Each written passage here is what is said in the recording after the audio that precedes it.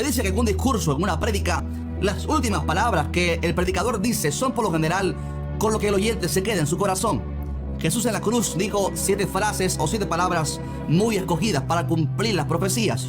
Y cada una de estas 7 frases o palabras tiene una enseñanza realmente poderosa. Quiero pedirle perdón si este video se hace muy largo, pero quisiera hacerlo así porque si usted puede quedarse hasta el final, le aseguro que va a aprender un montón hoy. Vamos a meternos en aguas profundas, así que por favor quédese hasta el final porque realmente esto va a ser de muchísima bendición. Ya comenzamos. Dios te bendiga mucho, bienvenido a nuestro canal. Aquí subimos videos semanalmente para responder a tus preguntas bíblicas acerca de Dios. Así que por favor suscríbete a nuestro canal y activa la campana de notificaciones para que no te pierdas ninguno de nuestros videos. Entrando en el tema de hoy, queremos ir paso por paso cada una de las 7 frases y ver lo que significa. En primer lugar, Lucas 23:34 nos deja plasmada la primera palabra o frase que Jesús dijo en la cruz. Jesús dijo: Padre, perdónalos porque no saben lo que hacen. Realmente es impresionante. Esta frase nos deja algunas enseñanzas. Primeramente, Jesús dijo: ellos no saben lo que hacen.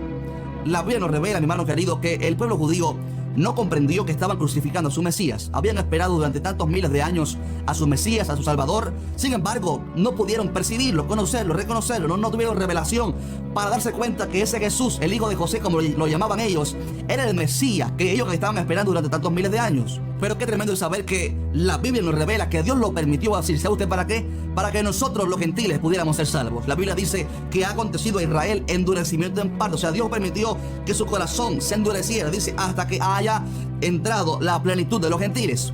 Juan capítulo 1 dice que a los suyos, a Israel, Jesús vino, pero los suyos no le recibieron. Y entonces, producto de eso, sucedió el gran milagro de que todos los que le recibieren, a los que creen en su nombre, Dios les dio la potestad de ser hechos hijos de Dios. En palabras simples, esto significa que la salvación era únicamente para los judíos. Jesús vino a los israelitas, a los judíos, pero Dios permitió que el corazón de esta gente se endureciera. ¿Para qué? Para que al ellos rechazar a Jesús, ahora la puerta de la salvación se abriera para todo gentil, para toda aquella persona que reciba a Jesús a través de la fe. Por esto no hace falta que nadie se haga judío, ni practique fiestas judías, ni se circuncide para ser salvo. La salvación es solamente a través de la fe. Pero lo que más nos sorprende sobre esta palabra de Jesús fue cómo en el momento más difícil de su carrera ministerial le pidió al Padre que perdonara a sus agresores, a sus ofensores. Qué madurez espiritual de Cristo, mi hermano querido, ¿verdad que sí? Necesitamos adoptar ese carácter de Cristo. La Biblia nos habla mucho sobre la importancia de perdonar. Tenemos un video muy bueno sobre el perdón. Abajo en la descripción se los voy a dejar para que usted pueda verlo después si no lo ha visto. Pero la Biblia nos habla mucho sobre que si no perdonamos a nuestros ofensores, Dios tampoco nos perdonará. La segunda palabra que Jesús dijo, la segunda frase, se encuentra en Lucas 23:43. Se la dijo a un ladrón. ¿Se recuerda usted que Jesús fue crucificado con 2 ladrones al lado suyo? Uno en cada cruz, eran 3 cruces. Y uno de ellos, arrepentido por su maldad, dijo: nosotros que estamos pagando aquí, le dijo a su compañero, el otro ladrón le dijo: nosotros que estamos pagando aquí justamente porque nos merecemos esto. Pero este Jesús ningún mal hizo, él no merece estar en esta cruz, él es inocente. Y este hombre reconoció su pecado, su error, reconoció su condición, se arrepintió y miró a Jesús con fe y le dijo: Jesús, acuérdate de mí cuando vengas en tu reino. Pidió a Jesús misericordia, miró a Jesús a través de la fe. Jesús le dijo: de cierto te digo que hoy estarás conmigo en el paraíso. ¿Sabe que esto nos da una enseñanza tremenda? En primer lugar, la salvación es únicamente a través de la fe.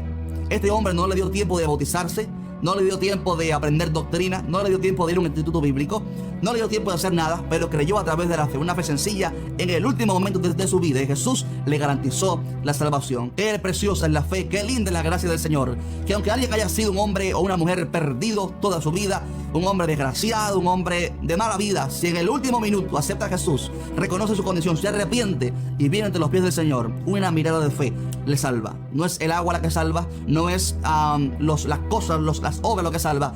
Una mirada de fe a través de la gracia. Miró a Jesús a través de la fe y fue salvo. Pero también esto nos enseña cómo el alma de la persona que muere automáticamente va hacia la eternidad. Hay sectas que enseñan que cuando la persona muere, ya el alma se aniquila si fue un pecador y no va al infierno. O que si un cristiano muere, no va al cielo, sino que se queda dormido, dicen ellos, y no sabe más nada hasta que sucede el día de la resurrección.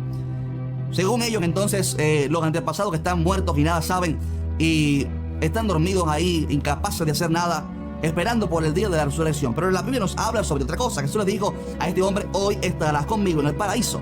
Obviamente no su cuerpo iba a un sepulcro, pero su alma va hacia la eternidad. Jesús le dijo: hoy estarás conmigo en el paraíso, porque el cuerpo cesa. Por eso la Biblia dice acerca de que el morir es un dormir.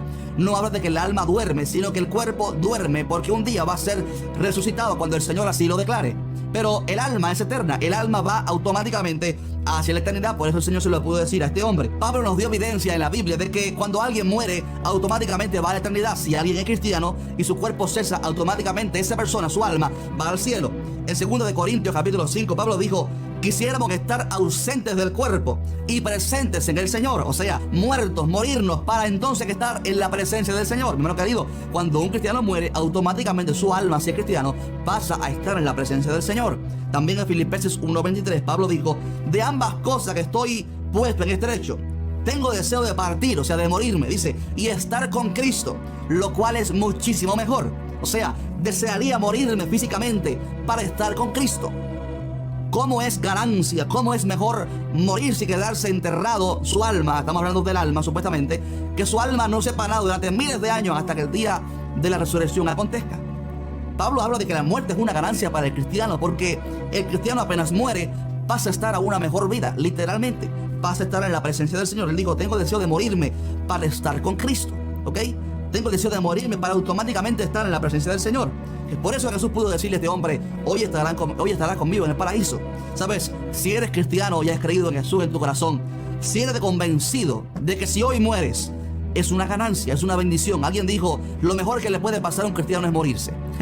Porque la Biblia nos habla mucho sobre el cielo, sobre la eternidad, sobre cómo morir es ganancia para el cristiano. Es una ganancia, porque cuando un creyente, un cristiano muere, automáticamente esta persona va al cielo, a estar en la presencia del Señor. Qué bendición, ¿verdad que sí? En tercer lugar, la tercera palabra que Jesús dijo en la cruz fue a María, su madre física. Le dijo: mujer, he ahí tu hijo. Hablando de Juan, el discípulo amado, le dijo: Juan, hijo, he aquí tu madre. O sea, Jesús estaba hablándole a Juan de que tomara a María como madre para que la sustentara. La mayoría cree que esto se refiere a que la sustentara económicamente. Y Jesús que estaba dando una enseñanza de honrar a nuestros padres y honrar a nuestra familia físicamente, preocuparnos por ellos. Algunos creen que esto significa que los cristianos tenemos que tomar a María como madre nuestra. Por eso le dijo: Juan, aquí tienes tu madre, encárgate de ella. Físicamente, económicamente puede sustentarla. Y esto nos da la enseñanza de que Jesús estaba honrando a su madre. Jesús le recriminó a los fariseos de que ellos no le daban el sustento a sus padres, no les ayudaban económicamente, con la excusa de que el dinero que supuestamente iba destinado para ellos lo dedicaban para el corbán, o sea, para la obra de Dios. Pero una cosa no podía quitar otras. Hay un mandamiento de honrar a nuestra familia, de proveer a nuestra familia. Mi hermano querido, por favor, preocúpate siempre en no ser luz únicamente afuera y tinieblas adentro, sino poder ser luz en tu casa también, que tu familia te honre y te vea como un hombre que provee para la casa, que provee para la familia. Es importante que cuidemos la familia. Repito, la familia, el hogar, es nuestro primer ministerio. La cuarta palabra que Jesús dijo fue: Elí, Elí, lama sabactani, que significa: Dios mío, ¿por qué me has desamparado? Hay mucha controversia para los que no comprenden esta palabra, porque algunos dicen: bueno, la conexión entre Jesús y el Padre se rompió, no hubo comunión entre Jesús y el Padre durante unas horas. Pero si decimos eso, tendríamos que decir que entonces Dios no existió por unas horas, porque Jesús obviamente estaba orando a alguien. Algunos no creen en la Trinidad, pero ¿a quién estaba orando Jesús entonces? ¿Estaba acaso Jesús haciendo una pantomima, un drama? ¿Estaba haciendo un show Jesús? ¿A quién estaba orando? Le digo: Dios mío, Dios mío. Los cristianos creemos que que Dios es un Dios trino, Padre, Hijo y Espíritu Santo. Dios no son tres dioses, sino que es un Dios en tres personas. Y si la comunión entre el Padre y el Hijo se rompió durante unas horas, tendríamos que decir que entonces Dios no existió por unas horas, y eso obviamente es un error. Esta palabra de Jesús: Dios mío, ¿por qué me has desamparado?, no significa que el Padre desamparó al Hijo, sino que Dios desamparó la parte humana de Jesús. Ya se lo explico. Jesús fue la única persona en la tierra que compartía dos naturalezas. Él era y es divino, 100%, fue divino. También fue humano. En algunos momentos de su ministerio actuó de manera divina. Tus pecados te son perdonados, le dijo a un hombre. En otros momentos actuó desde su lado natural, humano, desde su naturaleza humana. Por ejemplo, dijo un día: el Padre es mayor que yo. ¿Verdad que sí? Y en este caso, en la cruz, también estaba hablando desde su lado humano. De hecho, es la única vez en la cruz que Jesús dijo: Dios mío, Dios mío. Siempre que Jesús le hablaba: Padre mío, Padre, perdónalos, porque no saben lo que hace. La comunión de Jesús con el Padre, del Hijo con el Padre, estaba tan vigente, tan conectada, valga la redundancia, que Jesús, momentos después, controló su propia muerte. ¿Verdad que sí? O sea, nunca se rompió la comunión entre el Padre y el Hijo. Lo que pasa es que Jesús no llevó el pecado sobre su lado divino, sobre su humanidad, porque Dios no puede contaminarse con el pecado. La Biblia nos enseña que Jesús llevó el pecado sobre su carne, sobre su cuerpo. La palabra nos enseña que al que no conoció pecado, a Jesús nunca hizo pecado, nunca pecó, pero al que no conoció pecado, por nosotros Dios lo hizo pecado para que nosotros fuésemos hechos justicia de Dios en él. O sea, para que usted y yo fuésemos perdonados de nuestros pecados, el Padre tuvo que derramar la ira sobre Jesús y en su cuerpo fue hecho pecado. Jesús, en su lado divino, en su divinidad, nunca se contaminó con el pecado, pero en su cuerpo fue hecho pecado por nosotros. Recibió la ira del Padre por amor a nosotros. Cuando Jesús dice, Dios mío, ¿por qué me has desamparado?, está hablando desde su lado humano. En su humanidad, en su carne, fue que Jesús llevó nuestros pecados. Él no dijo, Padre, ¿por qué me has desamparado? Repito, la comunión entre Padre e Hijo no se rompió. Fue el lado, digamos, humano de Jesús el que llevó el pecado, el que sintió la separación de Dios. Esto nos enseña que el pecado, mi hermano querido, nos separa de Dios. Jesús, en su lado humano, en su humanidad, sintió la separación de Dios, producto del pecado. Por esto dijo, Dios mío, ¿por qué me has desamparado? Romanos 8:3 dice que a causa del pecado, Dios condenó el pecado en la carne. De manera que Jesús llevó el pecado sobre su cuerpo. Dice Isaías 59, vuestras iniquidades han hecho división entre vosotros y vuestro Dios. Hablando de que el pecado nos separa de Dios. Y esa fue la separación que Jesús en su lado humano sintió de Dios. Repito, Jesús nunca pecó, pero Dios cargó en su cuerpo, en su humanidad, el pecado del hombre, el castigo por nuestros pecados. No en su divinidad, repito, porque Dios no puede contaminarse con el pecado. Por esto el Verbo tuvo que hacerse carne. Por eso Jesús tuvo que venir y hacerse hombre, porque tenía que ser un hombre en su humanidad, en su carne, que cargara el pecado, que cargara el castigo por todos nuestros pecados. En quinto lugar, Jesús dijo, tengo sed. Esto está en Juan 19:28. Sabe que Jesús su cuerpo estuvo pasando por una deshidratación a causa de la pérdida de sangre.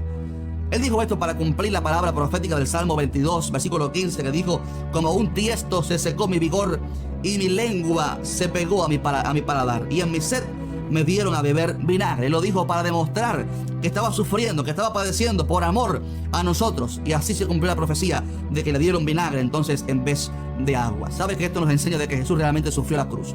Hay una falsa doctrina que dice que el Padre anestesió al Hijo para que no sufriera y para que no sintiera el dolor de la cruz. Pero esto es un error. La obra de Jesús en la cruz no fue un drama, ni fue un show, ni fue una mentira. Jesús dice en la Biblia que sufrió la cruz. Dice, el cual por el gozo puesto delante de él sufrió la cruz, menospreciando el oprobio. Mi hermano querido, Jesús sí sufrió la cruz, pero la sufrió por amor a ti, por amor a mí. Él miró el fruto de su aflicción. Él miró a millones de almas redimidas por su sangre y entonces sufrió la cruz. Esto él lo hizo. Tengo sed, para demostrar que estaba padeciendo la cruz y que realmente él sí sufrió en la cruz. En sexto lugar, él dijo, consumado es. Dice Juan 19:30, cuando Jesús hubo tomado el vinagre, dijo, consumado es. Consumado es. La palabra que Jesús dijo aquí fue en el latín tetelestia. Tetelestia.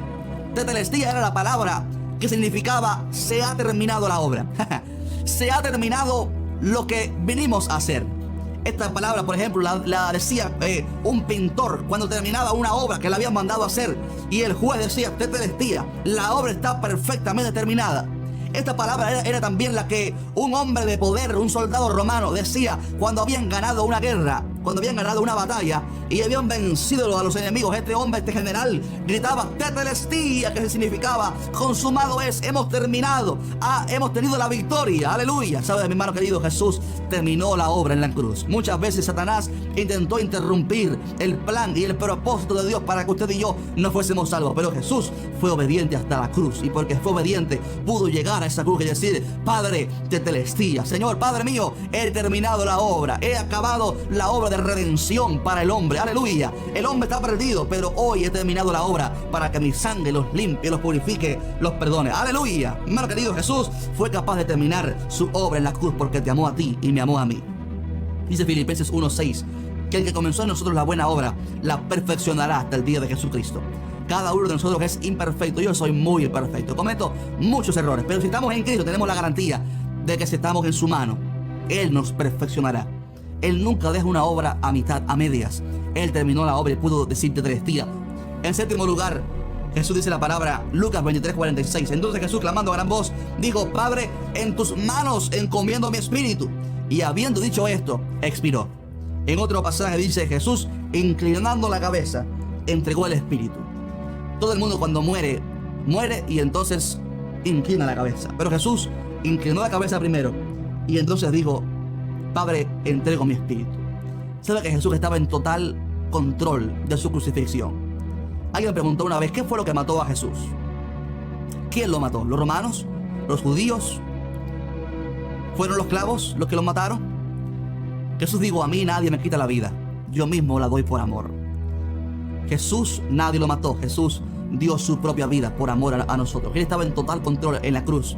Inclinó la cabeza y dijo, entrego mi espíritu. Y ahí quedó culminada la obra, el sacrificio de Jesús en la cruz. Mi hermano querido, el trabajo de la cruz de Jesús fue un éxito tremendo. Pablo dijo en Colosenses 2:13, y a vosotros, estando muertos en pecados y en la incircuncisión de vuestra carne, os dio vida juntamente con él, perdonándoos todos los pecados, anulando el acta de los decretos que había contra nosotros, que nos era contraria, quitándola de en medio y clavándola en la cruz, y despojando a los principados y a las potestades, los exhibió públicamente, aleluya, triunfando sobre ellos en la cruz. Fue ahí en la cruz que Jesús obtuvo la victoria para ti y para mí. En esta semana linda que la gente se reúne, hay muchos religiosos que nunca buscan a Dios en todo el año y se llenan las iglesias en esta semana. Eso es religiosidad. Pero el cristiano verdadero sí se toma un momento, no importa cuál día, no importa cuál semana, pero un momento para recordar el sacrificio de Jesús en la cruz. Si Jesús no hubiera muerto por ti y por mí, usted y yo tendríamos que pagar por nuestros pecados. Dios es un Dios justo y Dios tiene que castigar el pecado. Y el castigo por nuestro pecado, Dios no puede quedarse de brazos cruzados. Usted y yo merecíamos el castigo por nuestros pecados. Pero ¿sabe usted lo que Dios hizo? Dios envió a su único hijo a la tierra. Y en su cuerpo, en su humanidad, derramó toda la ira suya por el pecado. Lo castigó, lo hizo maldito en su carne, producto de nuestros pecados. Lo castigó ahí en la cruz. Para que si usted y yo creemos en Jesús, en su sacrificio, y creemos que el sacrificio de Jesús es suficiente para perdonar nuestros pecados, entonces la sangre derramada de Jesús nos limpia, nos purifica de todo pecado. Y una cosa más gloriosa es que Jesús al tercer día resucitó. La muerte no lo pudo sostener, no lo pudo contener. Él resucitó al tercer día y Él vive, Él está vivo, aleluya. Así que te quiero invitar a que te suscribas a este canal para que cada vez que subamos un video te llegue la notificación. Y no te olvides enviar este video a personas para que vean el poder de Dios.